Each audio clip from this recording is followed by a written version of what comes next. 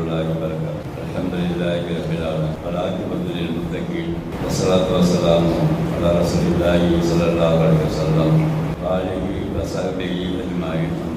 கண்ணியமிக்க எல்லாம் அல்ல அல்லாஹ் சுப்ஹானஹு வ தஆலாவின் நல்லடியார்களே சகோதரர்களே, அல்லாஹ்வுடைய கிருபையால் நம்முடைய அக்ஸா மஸ்ஜிதில் புனிதமிக்க இந்த ரமலான் மாதத்துடைய எல்லா விபத்துகளையும் உலக மக்கள் அனைவருக்கும் நேர்வழி காட்டியாக அல்லாஹ் எனக்கு அருள் இருக்கிற இந்த அல்குரானை அரபியில் ஓதி அதனுடைய அர்த்தத்தை பார்த்து அதை விளங்க முற்பட்டு அதன் மூலமாக கிடைக்கிற கருத்துக்களை மனதில் பதிந்து நம்முடைய வாழ்நாளில் அந்த விஷயங்களை கொண்டு வருவதற்காக நாம் எல்லாம் முயற்சி செய்து வருகிறோம். இந்த முயற்சியை பொறுத்தவரை ஒரு குறிப்பிட்ட கால அளவு கொண்டது கிடையாது. நம்முடைய மௌத்து வரை இதே முயற்சியில் இருந்து கொண்டே இருக்க வேண்டும். அறிவு என்பது நம்மை படைத்த ரப்பல் ஆலமீன் குர்ஆனில் அல்லாஹ் சொல்லிக் கொண்டிருக்கிறானே, அதுதான் பரிபூர்ணமான அறிவாக இருக்கிறது.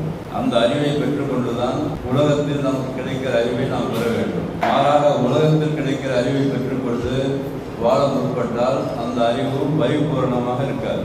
அதனால தான் அல்லாஹ் சொல்கிறான் குர்ஆன்ல, இந்த குர்ஆன் என்பது ஹாதா பயானுன் லின்னாஸ், இது உலக மக்கள் அனைவருக்குமான பயானாக இருக்கிறது. அடுத்ததாக ஹுதன், இதில் தான் நேர்வழி இருக்கிறது. இப்போ மௌஇதத்துல் லில் முத்தகீன், இன்னும் அல்லாஹ்வுக்கு அஞ்சு வாழ்பவர்களுக்கு இதில் உபதேசம் இருக்கிறது. அதுக்கு பிறகு நம்ம இறுதியாக இந்த காஃப் சூராவுடைய 16வது வசனத்தை பார்த்தோம் கடந்த ஜும்மாவுக்கு முன்பாக. அதில் இன்னும் கொஞ்சம் விளக்கம் தேவைப்படுகிறது. ஏற்கனவே சொல்லியிருக்கிறோம். அதில் அல்லாஹ் சொல்லியிருந்தான், லக்கத ஹலக்கனல் இன்சான மா துவஸ்ஸிஸு பிஹி நஃப்ஸுஹு, நான் இந்த மனிதனை படைத்திருக்கிறேன், அந்த மனிதனுடைய உள்ளம் எதை பேசிக் கொண்டிருக்கிறதோ அதை நாம் அறிவோம். உள்ளார அது என்ன பேசிக்கிட்டு இருக்குதோ அதை நாம் அறிகிறோம் என்று நம்ம அந்த வசனத்தில் பார்த்துருந்தோம் இல்லையா. இந்த ஹலக்கனா என்று சொன்னால் நாம் தான் படைத்திருக்கிறோம் என்று பல இடங்களில் வசனங்கள் குர்ஆன்ல வரும். அந்த படைத்ததை அல்லாஹ் சுப்ஹானஹு 3 பிரிவாக நமக்கு சொல்லிக் கொடுக்கிறான். இந்த அறிவை நம்ம பெற்றுக்கொண்டால் ரொம்ப சூப்பராக சொல்லலாம். இந்த ஹலக்கனா சொல்லலாம். இந்த ஹலக்கனா என்பது, படைத்தல் என்பது மனிதனுக்கு புரியும்படியாக அல்லாஹ் சொல்லுகிறான். உங்கள் படைத்த அந்த நிலைமை 3 வகையாக இருக்கிறது. ஒன்று என்னன்னு சொன்னாக்கா, உம்மாவுடைய வயிற்றுல படைக்கிற ஒரு விதம், ஒரு வகையான படைப்பு வருது. திருப்பி உம்மா வயிற்றிலிருந்து இந்த உலகத்தில் வாழ்கிற காலமெல்லாம் நம்மை அல்லாஹ் வளர்த்து எடுக்கிற ஒரு படைப்பு வருது. அதற்கு பிறகு அந்த படைப்பையே அல்லாஹ் மீண்டும் கொண்டு போய் சேர்த்து விட்டு மீண்டும் படைப்பு அங்கே இருக்கிற விஷயம் ஒன்று. இந்த 3 அறிவை பற்றியும் அல்லாஹ் குர்ஆன்ல பல இடங்களில் பேசுகிறான். நிறைய வசனங்கள் இருக்குது. குறிப்பாக உங்களுக்கு ரொம்ப தெரிந்த ஒரு வசனத்தை மாத்திரம் உங்களுக்கு சொல்ற பாருங்க. எப்பொழுது ஜும்மாவில் நம்ம 2வது ரக்காத் 76வது அத்தியாயம் தஹர் ஓதுவாங்க. எல்லா பள்ளிவாசல்லையும் ரசூலுல்லாஹ் ஓதுனாங்க. ஏன்னா வாரம் வருகின்ற மக்களுக்கு, ஹஜ்ஜத் தொழுகைக்கு வருகிற மக்களுக்கு முதல்ல யாரு படைச்சது எப்படின்னு அல்லாஹ் சொல்லி கொடுத்தோம். அதுக்காக ரசூலுல்லாஹ் தொடர்ந்து ஓதிக்கிட்டே இருப்பாங்க. அது முதல் வசனம் என்ன வருதுன்னு சொன்னாக்கா, ஹல் அத்தா அலல் இன்சானி ஹீனும் மினத் தஹரி லம் யகுன் ஷையன் மذ்கூரா இன்னா ஹலக்னல் இன்சான மின் நுத்ஃபத்தின் அம்ஷாஜின் நபுதலிஹி ஃபஜஅல்நாஹு சமிய்யன் பஸீரா. இதெல்லாம் கேட்டிருப்பீங்க எல்லாரும் இந்த வசனத்துல. அதோடைய மொத்த சாராம்சம் என்ன இருக்குன்னு சொன்னாக்கா, இந்த மனிதன் ஒரு காலம் இருந்தது, அந்த காலத்துல குறிப்பிட்டு சொல்லக்கூடிய அளவிற்கு எந்த விதமான பொருளாகவும் இல்லாமல் இருந்தான். இதான் அந்த வயிற்றுக்குள்ள படைக்கிற விதை. மனிதனை வயிற்றுக்குள்ள அல்லாஹ் படைக்கும் பொழுது அல்லாஹ் சொல்றான், முதல்ல நீ எந்த பொருளுமே கிடையாது, குறிப்பிட்டு சொல்ற அளவு கிடையாது. இந்த பொருள் இதான் பேண்ட், இதான் சொல்றமா இல்லையா, இப்படி எந்த பொருள்ல இருந்தும் உன்னை நான் படைக்கல. பிறகு பல இடங்கள்ல சொல்றான், பெரிய விலை உயர்ந்த பொருள்லாம் உன்னை நான் படைக்கல. நீ எதெல்லாம் விலை உயர்ந்த கருதுறீங்க, தங்கம், வெள்ளி, பிளாட்டினம், எதெல்லாம் விலை உயர்ந்து கருது, அந்த பொருளாக தான் நம்ம படைச்ச கிடையாது. அசிங்கமாக கருதக்கூடிய, ஆடையில் பட்டால் கழுவோன்னு நினைப்பையோ அது மாதிரி ஒரு பொருளை தான் நம்ம படைச்சிருக்கிறேன். எப்படி பேசுறாங்க அப்படி ஓதி படிக்கும் போது அதோடைய சுவை புரியும். இந்த இடத்துல தான் சொல்றான், எந்த விதமான பொருள் இல்லாம, குறிப்பிட்டு சொல்லக்கூடிய பொருள் இல்லாம நான் நீ இருந்த உன்னை நான் ஒரு லுத்ஃபா என்று சொல்லக்கூடிய ஒரு அது கூட சொல்ல முடியாது. லுத்ஃபா என்று சொன்னால் மைக்ரோஸ்கோப் வழியாக தான் பார்க்க முடியாது. லுத்ஃபா என்ற அந்த விஷயத்தை கூட லுத்ஃபாவுக்கு விளக்கமே சொல்ல முடியாது யாருமே. ரசூலுல்லாஹ் சொல்லல. பின்னால் விஞ்ஞானிகள் சொன்னாங்க, லுத்ஃபா என்பது ஆணினுடைய முதுகுத்தலில் இருந்து வரக்கூடிய ஒரு சாதாரண ஒரு திரவம். அதுக்கு ஒரு பெயரிட்டார்கள், விந்தத்துடைய. அதுக்கு பிறகு பெண்ணின் கருமுட்டையில் அங்கேருந்து ஒரு திரவம் வருகிறது, 2 ஒன்று சேர்கிறது. அதான் பதிவு செய்யறோம். அம்ஷாஜின்னு சொன்னாங்க, அம்சாஜின்ஸ்ல கலந்து விடுகிறது. இது 1500 வருஷத்துக்கு முன்னாடியே அல்லாஹ் இந்த மனிதரை பற்றி பேசி இன்றைக்கு சமகாலத்தில் வருகிற விஞ்ஞானிகள் கண்டுபிடிக்க முடியாத விஷயத்தை அல்லாஹ் சொல்லிக் கொடுக்கிறார். சொல்லுவார், ஆணுடைய முதுகுத்தண்டிலிருந்தும் பெண்ணுடைய கருமுட்டையிலிருந்தும் உருவாகிற அம்சாஜ் என்று சொல்லக்கூடிய எந்த பொருளும் இல்லாத அதிலிருந்து கலந்து நான் உன்னை படைத்திருக்கிறேன். அப்ப சொன்ன அடுத்த வார்த்தை முக்கியமானது, நபுத்தலீஹி. இந்த வார்த்தை முக்கியமான வார்த்தை. நான் இவனை சோதிப்பதற்காக. நபுத்தலி என்று சொன்னால் அல்லாஹ் அந்த புள்ளி வைக்கிறான். கருவுல படைக்கும் பொழுதே, உம்மா வயிற்றுல படைக்கும் போதே உன்னை எதுக்கோ படைக்கல, நான் உன்னை சோதித்து பார்க்க போகிறேன். அதுக்காக சமீயம் பசீரா. சமீயன்னு சொன்னாங்க காது, பசீர் சொன்னாக்க கண்ணு. முதலாக உம்மா வைத்தியத்துக்கு போய் கேட்டு பாருங்க, ரிப்போர்ட்டை கேட்டு பாருங்க. நீங்கள் உங்களுக்கு இன்னும் அதிகமாக இதை பற்றி விளக்க வேண்டாக்கா டாக்டர்ஸை கேட்டு பாருங்க. முதல்ல கரு அந்த பெண்ணின் வயிற்றுக்குள்ள தரிக்கும் பொழுது முதலாவதாக உறுப்பு காது தான். நான் கண்டுபிடிச்சிருக்கேன் அன்னைக்கு.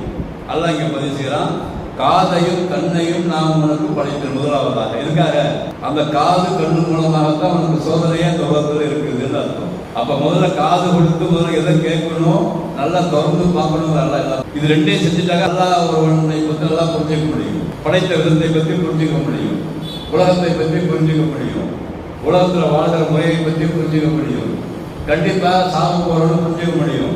அதுக்கு பிறகு கண்டிப்பாக என்னை படைக்க இருக்கான்னு கண்டிப்பாக புரிஞ்சுக்க முடியும். அதுக்கு தான் முதல்ல படிச்சதாவே காது நல்லா கேட்டு முதல்ல நல்லா திறந்து கேங்க, நல்லா கண்ணை நல்லா திறந்து நல்லா பாரு. எல்லாத்தையும் நான் படிச்சதான் ஒரு நல்லா பாரு. அதனால தான் முதல்ல அந்த சூழலை சொல்லும் போது நபுத்தலீஹி பஜஅல்நாஹு சமீஅன் பஸீரா. நாம் இவனுக்கு காதையும் கண்ணையும் தான் முதலாக ஆக்கிக்கிறோம். எதுக்காக? இவனை சோதிப்பதற்காக. அப்படின்னு வரிசையாக அந்த சூறாவை பற்றி மனுஷனை பற்றி பேசுவான். பெரிய சூறா ஜும்மாவை பார்க்கக்கூடிய பெரிய சூறா தான். ஃபுல்லாக விளக்க சொந்த 2 வருஷம் இருக்கு. அது கூட அப்படியே இருக்காது. அப்போ ஆரம்ப ஸ்டேஜ் ஒன்று இருக்குது, நல்லா புரிஞ்சுக்கணும். ஆரம்ப ஸ்டேஜ் என்னது? உம்மா வயிற்றுல படைக்கப்பட்ட விதம். அது எதுக்காக படைச்சா? நம்ம சோதிப்பதற்காக.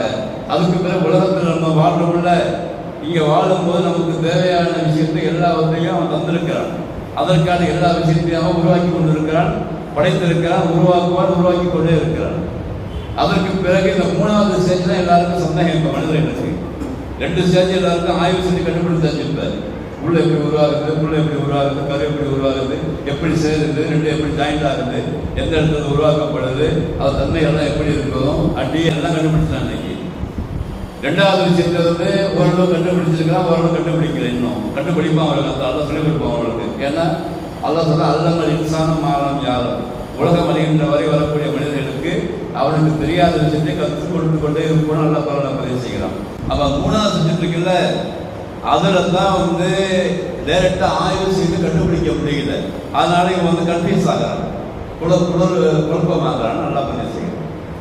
2 விஷயம் உண்மைதாங்கிறப்ப 3வது விஷயம் உண்மைதான் இருக்குங்கிறது லாஜிக். சாதாரணமாக 99 விஷயம் கரெக்டாக இருக்குன்னா ஒரு விஷயம் கரெக்டாக இருக்குங்கிறது தான் லாஜிக். 2வது சொன்னவன் யாருன்னு பார்க்கணும். இந்த விஷயம் சொன்னது யாரு, இவ்வளோ பர்ஃபெக்டாக சொன்னவன் யாரு, அவன் சாதாரணமான அறிவுள்ளவனா, மனுஷனா, அவன் மிகப்பெரிய ஞானம் உள்ளவன், ஹக்கீம் இல்லையா அவன் என்றெல்லாம் ஆய்வு செய்து பார்க்கும்போது 99 விஷயங்களை கண்ணால் பார்த்து கொண்டிருக்கிறோம் அந்த உலகத்துல. இன்னும் ஒரு விஷயம் தான் பார்க்கல. ஒன்றினது நம்மளுடைய மௌத்துக்கு பிறகு உள்ள ஒரு சின்ன விஷயம், அதுக்கு பிறகு காலமாக வளர்த்து போகிற விஷயம். நல்லா பதிவு செய்கிறதுல இதை மாத்திரம் தான் நம்ம பார்க்கல. அதுக்காக தான் அடுத்து வரக்கூடிய வசனங்கள்ல சில விஷயங்களை நமக்கு புரியாத விஷயங்கள் மாதிரி இருக்கிற சில விஷயங்களை நல்லா பதிவு செய்யலாம் அடுத்து வரக்கூடிய வசனங்கள்ல. ஏன்னா இப்படி விளங்கிட்டு அதை படித்தா தான் உங்களுக்கு அது புரியுங்கிறத சொல்லிக்கிறேன் நான்.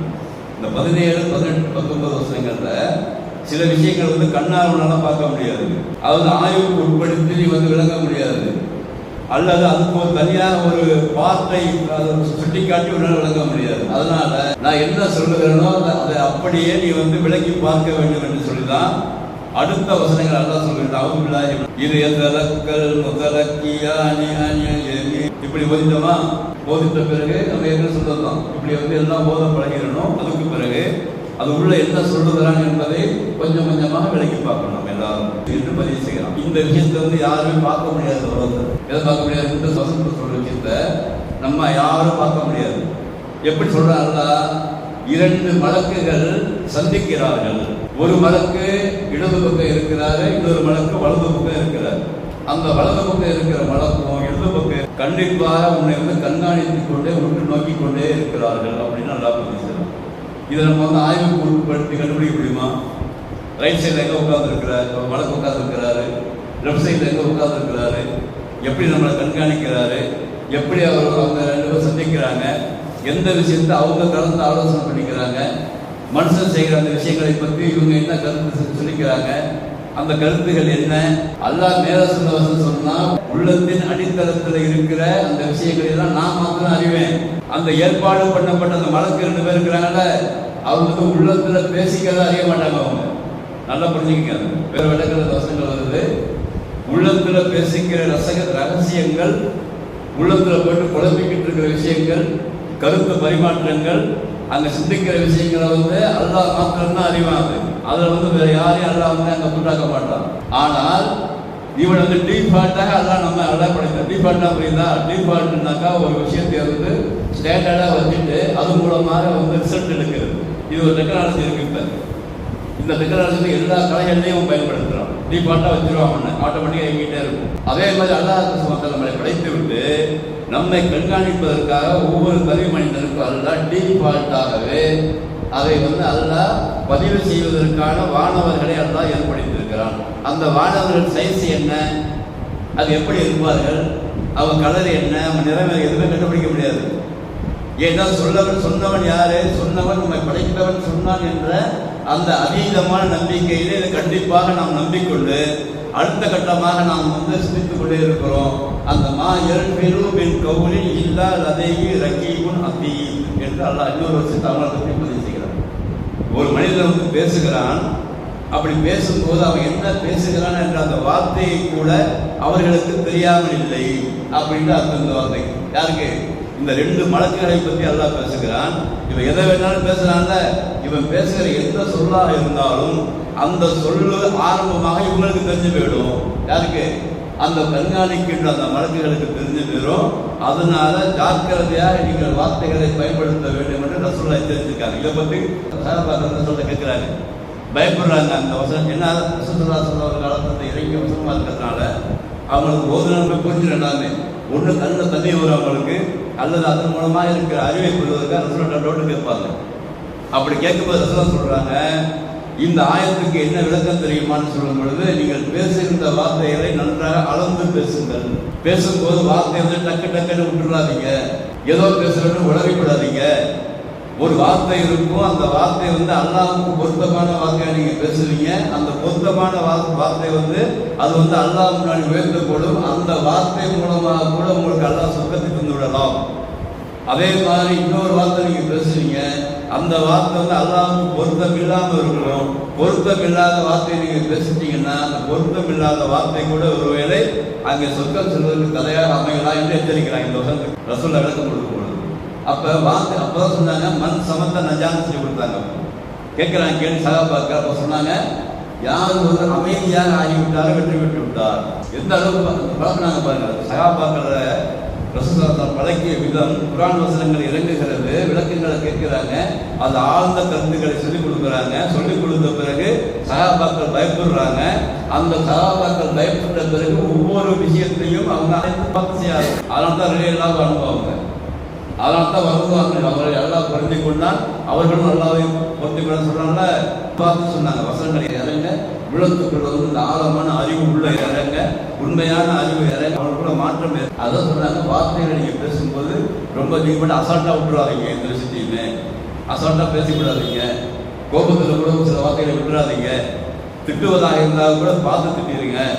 அந்த விஷயத்தை கூட மலக்குகள் கப்பலாக்கி விடலாம் என்றெல்லாம் இது நிறைய அதிசயம் வருது. அப்ப நம்மளுக்கு கூட என்ன, நம்ம சாதாரண நம்ம ஒரு ஆள் கிடையாது. நம்ம ஒரு ஆளு உள்ள பேசிக்கிறது அல்லாஹ் அறிகிறான். அதுக்கு பிறகு 2 பக்கமும் மலக்குகள் வேற இருக்கிறாங்க. நாம செயலை எழுதி கொண்டு இருக்கிறாங்க, நாம் பேசுகிற விஷயத்தை எழுதி கொண்டு இருக்கிறாங்க. அதுக்கு பிறகு வேற வசனங்கள் வந்து உங்களை பாதுகாப்பதற்கான மலக்குகள் நிறைய வசனங்கள் வேற இருக்கு. அதைன்னா இல்லை காப்பிலில் வசனம் காப்பிலானது பாதுகாப்பதற்கு வேற மலக்குகள். அப்ப நம்ம தனியார் கிடையாது. எப்பயுமே இது மூலம் நமக்கு இருக்கிற அறிவுரை என்னது, நம்ம நினைச்சிருக்கிறோம் தனியார் கிடையாது. நம்ம எங்க போனாலும் நம்ம நினைச்சிட்டு இருக்கிறோம் பர்சனல் ஆளே நம்ம கிடையாது. நமக்கு பர்சனலே கிடையாது. முதல்ல பர்சனல் இல்லாம படைத்தவன் கண்காணிக்கிறான். செயல்களை எழுதுவதற்கு வழக்கல் சட்டம் இருக்குது. அதுக்கு பிறகு எங்க நம்ம போகிறோமோ வருகிறோமோ பாதுகாப்பதற்கு அல்ல அதுக்காக வழக்கல் ஏற்படுத்தி இருக்கிறான். அதுக்கு பிறகு ஒரு டீம் நம்மளை தொடர்ந்து வந்து கொண்டே இருக்குது. இதை வந்து நம்ம மனசில் வச்சுக்கணும். இந்த ஆயத்து மூலமாக ஃபோர்ஸ் வந்துக்கிட்டே இருக்கு. அல்லாவுடைய ஃபோர்ஸ் முன்னாடி தனிமையாக இருந்தாலும் தான், பப்ளிக்காக இருந்தாலும் தான், எங்கே போனாலும் தான். அதுக்காக தான் ரசூலா சொல்லிக் கொடுத்தாங்க, எங்கே போனாலும் தவக்கல் தலா சொல்லிட்டு போங்க. சொல்லி கொடுத்தாங்க இல்லையா? வீட்டை விட்டு வெளியே போனால் பிஸ்மில்லாஹிர் மாதிரி இப்படி தவக்கல் தலா சொல்லி கொடுத்தாங்க. என்னது யாரும் அப்படி நம்பி நான் போகிறேன், வெளியில் எப்படி வேணாலும் எப்படி வேணாலும் நான் போகலாம், எப்படி வேணாலும் மாறலாம். லாகவல வலாபத்தை இல்லா பில்லா, நன்மையும் தீமையும் முன்னால் தான் வருகிறது. நான் நன்மையை நாடினாலும் எனக்கு செய்ய சக்தியற்றவன், தீமை என்னை தீண்டாமல் பார்த்துக்கொள்ள, எல்லாம் அதுதான் அதுக்குள்ளே இருக்குது. அப்போ ரசூலுல்லா பழக்கிய சமுதாயம் என்பது நம்ம நினைக்கிற மாதிரி சாதாரண சமுதாயம் கிடையாது.